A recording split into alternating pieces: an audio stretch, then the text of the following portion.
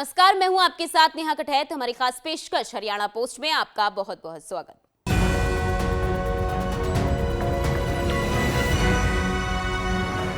पूरे देश पर आज 75वें गणतंत्र दिवस का खुमार छाया रहा। देश का संविधान 26 जनवरी 1950 को लागू हुआ था और उसी को समर्पित होता है गणतंत्र दिवस। इस मौके पर जहां कर्तव्य पथ पर हुई परेड के दौरान हरियाणा की झांकी ने मन मोह लिया, तो दूसरी तरफ गणतंत्र दिवस के मौके पर हरियाणा के मुख्यमंत्री मनोहर लाल ने भी ध्वजारोहण कर करनाल की परेड की सलामी ली।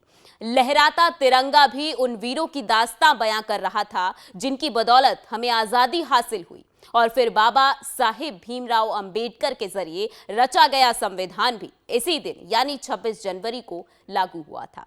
हरियाणा पोस्ट के तहत ये रिपोर्ट देखिए।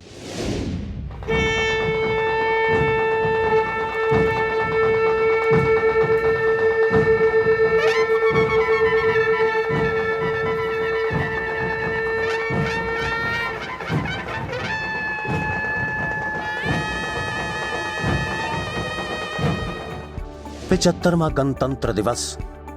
जल थल नभ सेना का शौर्य, कर्तव्य पथ पर कदम ताल, परेड में तीनों सेनाओं की दिखी ताकत, राष्ट्रपति ने फहराया तिरंगा, देशवासियों में भी जोश और उत्साह।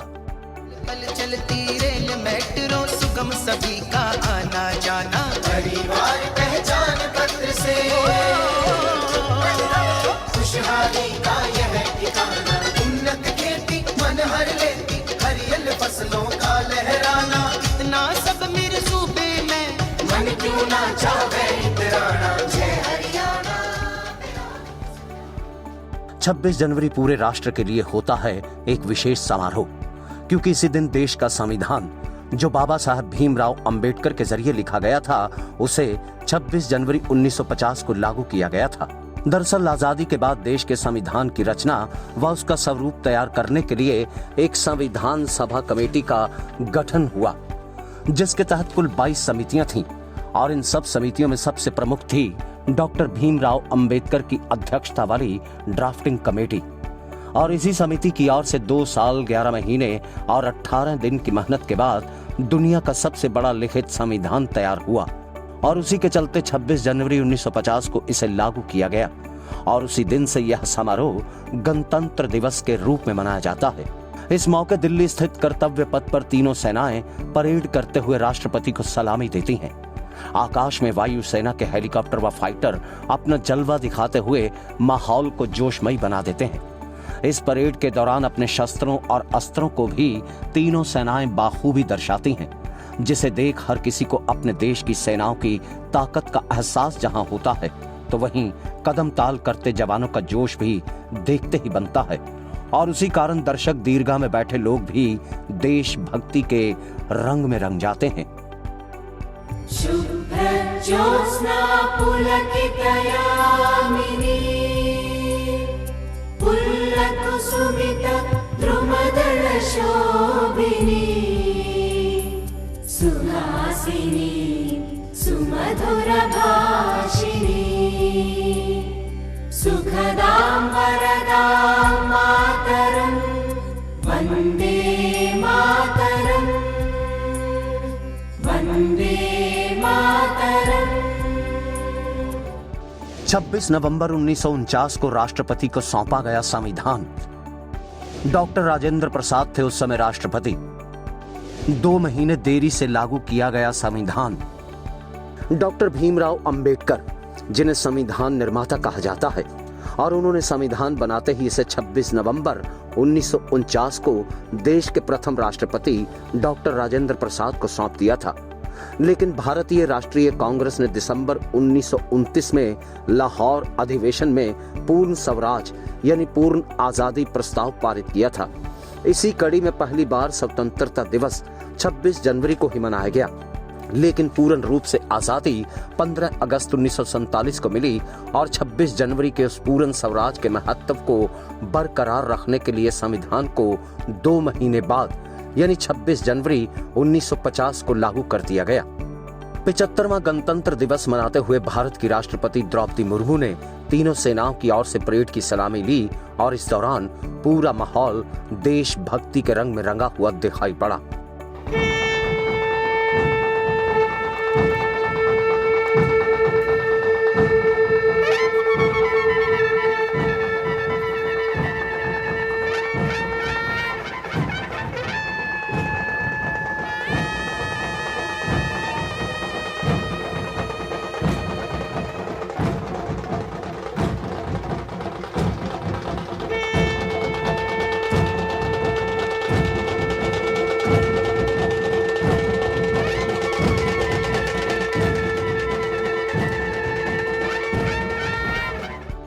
26 जनवरी यानी गणतंत्र दिवस के मौके कर्तव्य पथ पर निकली झांकियां भी आकर्षण का केंद्र बनी रहीं।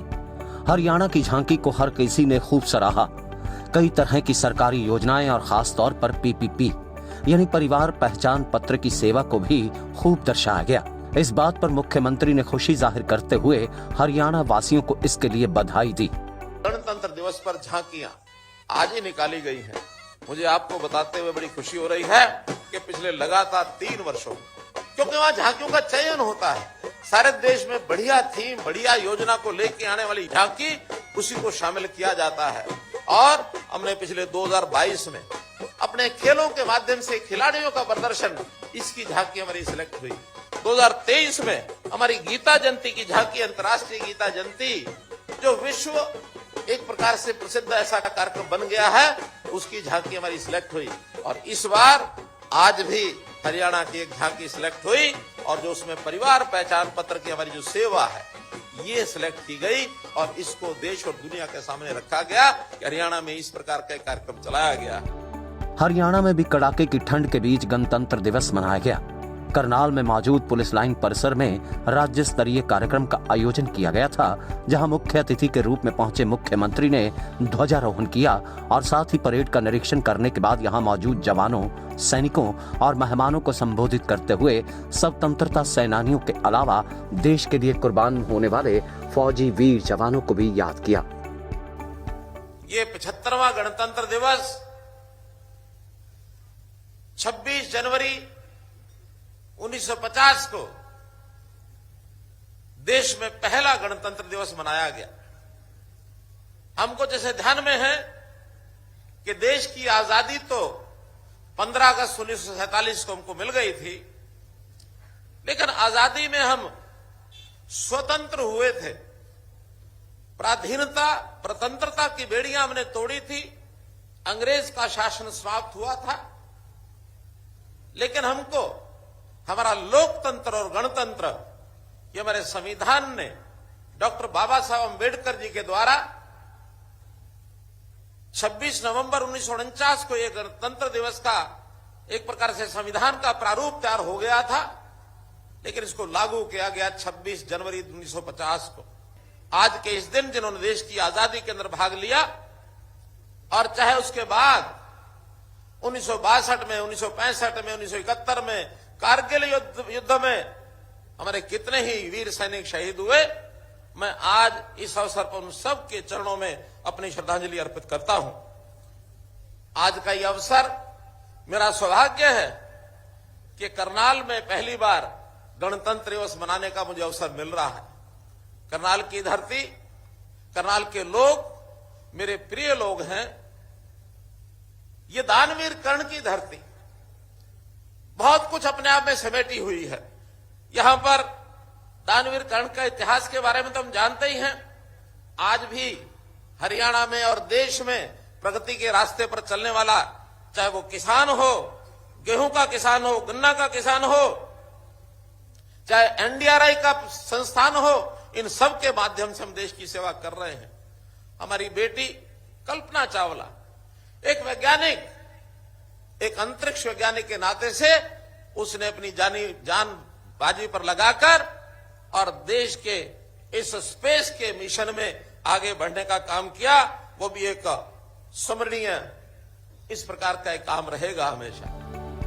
75वें गणतंत्र दिवस के मौके मुख्यमंत्री मनोहर लाल ने अपने संबोधन के दौरान विपक्षियों को घेरते हुए उन पर खूब निशाना साध दिया और अपनी बात के जरिए गणतंत्र का असली मतलब भी समझा दिया।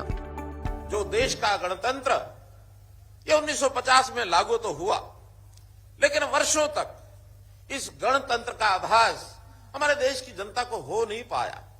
अगर ये जनता का शासन है, जनता द्वारा है, जनता के लिए है, कहने को सब कहा गया, लेकिन प्राचीन समय से यानी देश की आजादी के बाद लगभग 60 साल तक हमारे देश के लोगों को गणतंत्र का लाभ नहीं हुआ, बल्कि यहां भी एक परिवार के नाते से इस देश की शासन व्यवस्था को फंसा कर रखा गया। ये तो संयोग है कि उस परिवार का जो शासन के नाते से वर्चस्व बना हुआ था, 1975 और 1977 के बीच में जो आपातकालीन लगी, उस आपातकालीन के अत्याचारों ने, उन अत्याचारों ने देश की जनता को जागरूक किया और पहली बार वास्तव में गणतंत्र क्या होता, जनता की भागीदारी क्या होती है, जब शासन व्यवस्था बदली, तब इस गणतंत्र का लोगों को आभास हुआ कि देश में शासन की व्यवस्था के माध्यम से हम अपना भविष्य ये बना सकते हैं। तो इस प्रकार से जो ये कांग्रेस का जो वंशागत राज था, उसको समाप्त करने की परंपरा ये उस समय शुरू हुई है। अगर मैं पिछले 10 वर्षों की बात करता हूं, तो इस देश की एकता अखंडता को मजबूत करने के लिए बहुत से पग उठाए गए। कश्मीर देश का अभिन्न अंग बने, इस नाते से 370 को, अनुच्छेद 370 को समाप्त किया, 35A को समाप्त किया, सर्जिकल स्ट्राइक ये करनी पड़ी, 3 तलाक का वो काला कानून उसको समाप्त कराया गया, नागरिकता संशोधन कानून इसको लागू किया गया, नेशनल एजुकेशन पॉलिसी ये बनाई गई है ताकि हमारा विद्यार्थी पढ़ाई के समय से ही उसके राष्ट्रीय विचार किस प्रकार वो ओतप्रोत होता है, गुलामी की मानसिकता से छुटकारा पाने के लिए कई काम किए गए। 3 नए आपराधिक कानून जो हमको हमारा गुलाम देश जब था उस समय के कानून चल रहे थे, उनको बदलने का काम किया ताकि हमारी जनता के अनुकूल उनको न्याय मिले, शीघ्र न्याय मिले। तो इस नाते से ये सब काम भी उसमें किए गए। मुख्यमंत्री मनोहर लाल ने जहां अपने संबोधन के दौरान देश को आगे ले जाने के लिए प्रधानमंत्री नरेंद्र मोदी की सराहना की, तो दूसरी तरफ हरियाणा प्रदेश के मुख्यमंत्री होने के नाते उनकी सरकार ने हर वर्ग के लिए बेहतर काम किया, चाहे शिक्षा का क्षेत्र हो या फिर स्वास्थ्य का, या बात हो जन कल्याण की दूसरी योजनाओं के तहत काम करने की, तो हरियाणा सरकार ने उनके मुताबिक हर वर्ग के लिए बेहतर काम किया। विकसित देशों के अंदर हमारी अर्थव्यवस्था अच्छी हो जाए, वैसे तो अभी 2024 का जो नया आंकड़ा आ रहा है, हम दुनिया के 5 बड़े देशों में शामिल हो गए अर्थव्यवस्था के नाते, चाहे वो सबसे बड़ी अर्थव्यवस्था मानी जाती है चाइना की और अमेरिका की, उसके बाद अगर मानी जाती है जापान और जर्मनी की, और इसके बाद भारतवर्ष की। मैं देश के प्रधानमंत्री जी को इस मंच से उनका आभार प्रकट करता हूं, धन्यवाद देता हूं कि अपने देश को किस दिशा में, एक उचित दिशा में आगे बढ़ने के लिए उन्होंने प्रेरणा दी है, और हम दुनिया के सिरमौर करते से देश के अंदर आगे बढ़े, ऐसा प्रयत्न किया जा रहा है। भाइयों बहनों, हरियाणा भी इसमें पीछे नहीं है।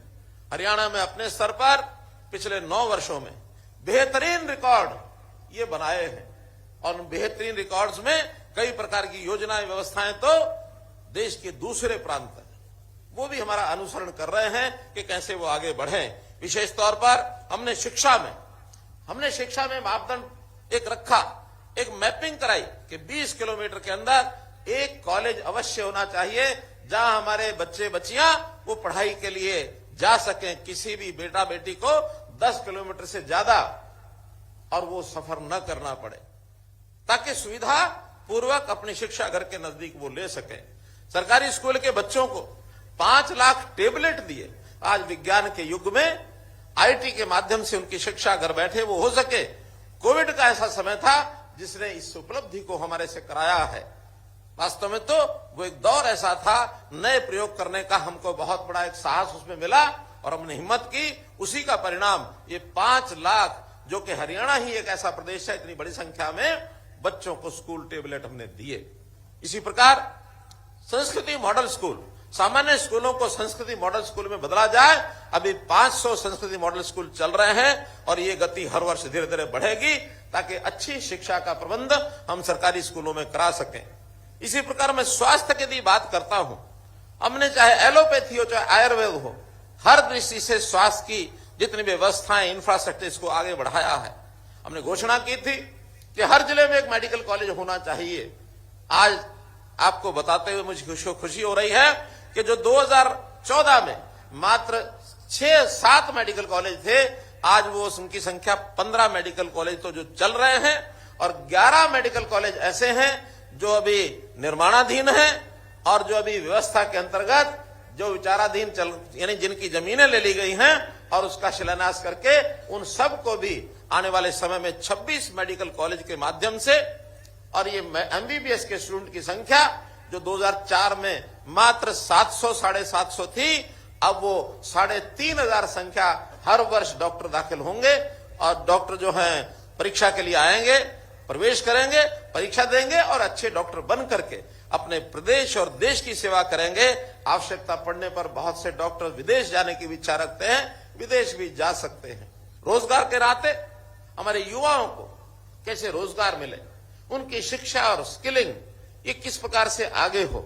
सरकारी नौकरियां भरपूर मात्रा में हमने दी हैं, आगे भी दे रहे हैं।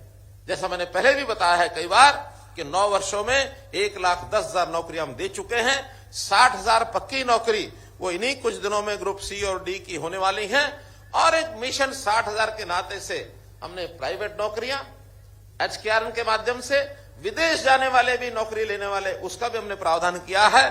किसान मित्र, वन मित्र, इस प्रकार से इन कामों के लिए भी हम उनका उपयोग करेंगे। तो इस प्रकार हमने बीपीएल के लिए नौकरियों में गरीब आदमी को रोजगार कैसे मिले, इसकी विशेष व्यवस्था की है कि जो लेवल 1,20,000 का था उसको 1,80,000 रुपया वार्षिक आय कर दिया है, ताकि और लोग उसमें दायरे में आकर के उसका लाभ उठा सके। ईज ऑफ डूइंग बिजनेस, इसमें हम टॉप अचीवर्स में हरियाणा जो है पहुंच गया है। इसी प्रकार एमएसएमई में भी देश में हमारा 3रा स्थान है।